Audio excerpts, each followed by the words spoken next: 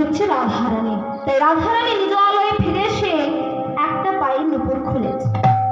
যে আরেকটা পায়ের নুপুর খুলতে যাবে অমনি দেখলো চরণে নুপুর নাই। রাধারানী চিৎকার করলেন, ললিতা, ওরে ললিতা, দেখ আমার চরণে একটা নুপুর কোথায় যেন আমি হারিয়ে ফেলেছি।